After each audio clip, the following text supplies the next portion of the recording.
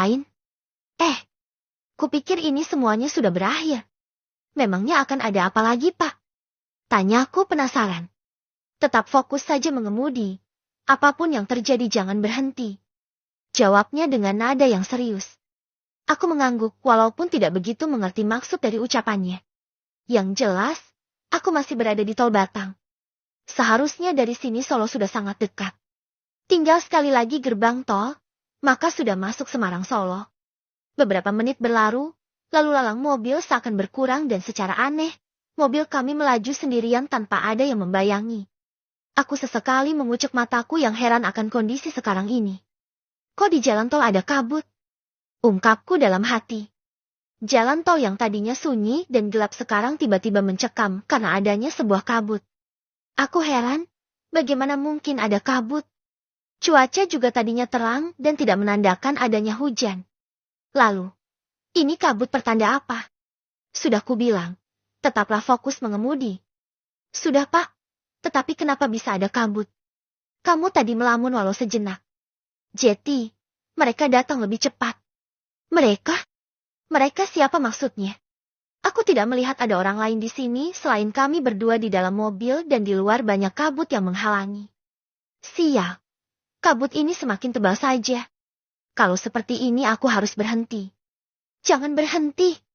Terus berjalan saja. Tapi Pak, ini tebal sekali. Saya takut menabrak sesuatu. Ujarku dengan cemas. Tidak akan. Jalankan saja mobilnya. Pak Sobri mengatakannya dengan serius. Aku menurut dan tidak berhenti walaupun tebalnya kabut menghalangi pandanganku. Benar-benar sunyi keadaan sekarang ini. Seperti tidak ada kehidupan sama sekali. Itu sih siapa, Pak? Tanyaku dengan terbata-bata kepada Pak Sobri. Terkejut bukan main. Aku seperti masuk sebuah hutan. Dan di pinggir sana, ada seorang perempuan berambut panjang dengan pakaian serba putih bersih yang tersorot oleh lampu depan mobil. Seram sekali, padahal kami tadi masih di tol. Ya, aku yakin sekali tadi masih ada di Tol Batang. Jangan pedulikan, tetap jalan saja. Kalau dia menghalangi, tabrak saja. Tapi Pak, ujarku panik karena kami semakin dekat dengan perempuan tersebut. Jangan banyak tanya.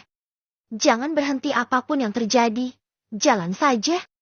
Tabrak yang menghalangi sekalipun itu manusia, pohon ataupun di depan sana ada sungai. Tabrak saja. Jangan menghentikan mobil ini apapun yang terjadi. Ucapnya dengan tegas. Tubuhku bergidik merinding mendengar Pak Sobri mengatakan hal tersebut dan tak terasa air mataku jatuh setetes demi setetes karena merasakan ketakutan yang hebat. Aku di mana sekarang ini? Mengapa seperti sedang berada di hutan? Jangan cengeng, kamu turutin saya saja. Kita bisa dengan mudah keluar dari tempat ini. Memangnya kita sekarang berada di mana, Pak? Bukannya tadi kita berada di jalan tol. Kita masih berada di tempat yang sama, tetapi beda dimensi. Sudah, kamu fokus menyetir saja. Haha. Mobil ini secara langsung menabrak sosok putih yang tadi kulihat. Aneh, padahal tadi masih terlihat jauh tetapi kenapa tiba-tiba menabraknya. Aku ingin turun memeriksanya tetapi aku ingat perkataan Pak Sobri yang tidak memperbolehkan aku untuk berhenti apapun yang terjadi. Suara geraman tiba-tiba muncul dari arah belakang. Kalian tidak bisa membawanya pergi selagi aku berada di sini. Ucap Pak Sobri dengan nada yang sinis. Entah, aku tidak mengerti sangkut paut kejadian ini. Aku bingung, takut, tidak mengerti apapun sekarang semuanya seperti tercampur. Seperti buih yang terombang-ambing di tengah laut. Aku benar-benar tidak mengerti semua ini. BRAKKK. Di belakang sana, suara ribut dan gebrakan-gebrakan terdengar. Entah kekacauan apa yang sedang terjadi aku tidak mengerti. Mata, tangan dan kepalaku hanya berfokus di kemudi. Bahkan aku tidak sama sekali menoleh ke arah Pak Sobri. Hahaha.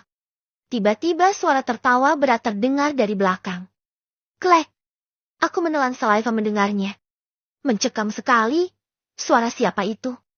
Bukankah orang yang sudah menjadi mayat tidak akan bisa bangun dan bersuara? Tetapi tadi itu suara tertawa siapa? Apa mungkin itu suara dering HP kau? Atau suara dari radio? Hei, itu tidak mungkin. Fuh. Fuh. Aku menghela nafas dan mengeluarkannya secara cepat. Jangan panik, tetap tenang. Mereka tidak bisa mencelakaimu selagi kamu fokus. Hanya bisa mengganggu lewat suara dan penglihatan saja. Dia lagi dan lagi mengingatkanku tak ada hentinya. Benar, aku tidak perlu panik berlebih. Ini hanya ilusi. Ya, aku harus menganggap semua ini ilusi akibat dari kelelahan. Aku tidak boleh takut. Walaupun aku tidak mempunyai keluarga. Namun, aku harus bisa keluar dari tempat seperti ini. Beera kakak. Beera kakak. Terdengar benda terbanting keras di belakang sana. Aku menarik nafas dalam-dalam. Aku yakin sekali. Keranda di belakang sana yang terbalik dan terbanting-banting.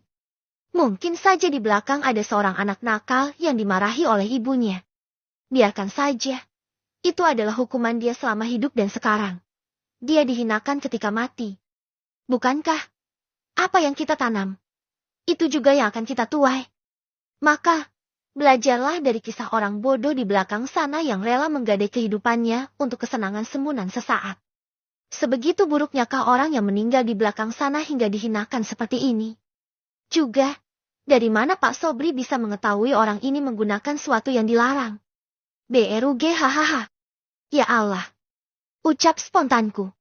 Seketika aku terkejut karena tidak melihat menabrak sebuah pohon yang besar. Tetapi tidak ada yang terjadi terhadap mobil ini. Benar. Pak Sobri benar. Ini seperti sebuah ilusi. Syukurlah kami bisa selamat kalau begitu. Pak Sobri, kenapa seseorang yang sudah meninggal bisa seperti ini? Aku memberanikan diri bertanya kepadanya. Singkatnya, dia mati untuk dua hal. Maksudnya, aku yang penasaran terus bertanya padanya. Pertama, murka Tuhan. Dan yang kedua, tentu saja dia mengalami perbudakan atas perjanjiannya dengan iblis.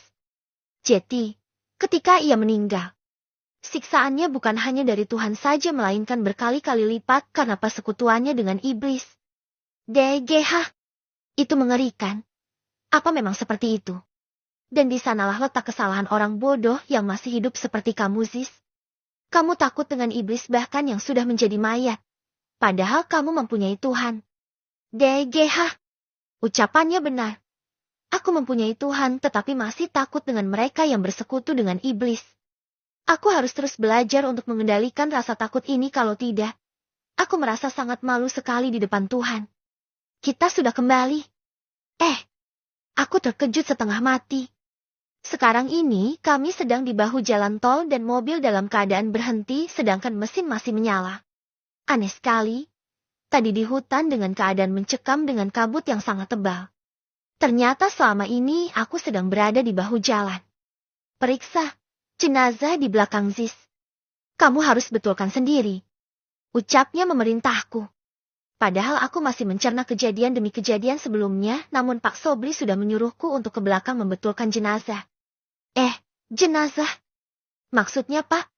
Jenazah di luar keranda lagi? Kok bisa? Mayat itu sekarang sedang berdiri. Sudah saya bilang. Dia sedang dihinakan. Semoga kamu bisa belajar dari kejadian seperti ini, dan tidak sama sekali untuk mensekutukan Tuhan. Aku lantas turun selepas mendengar nasihatnya dan menuju ke pintu belakang. Sebelum itu, aku mengintip terlebih dahulu keadaan di dalam melalui kaca. Rapih, normal dan tidak berantakan. Ucapku lirih. Tetapi aku penasaran dengan ucapan Pak Sobri lantas segera menuju ke belakang. Aku pun menarik nafas terlebih dahulu sebelum membuka pintunya. Bismillah.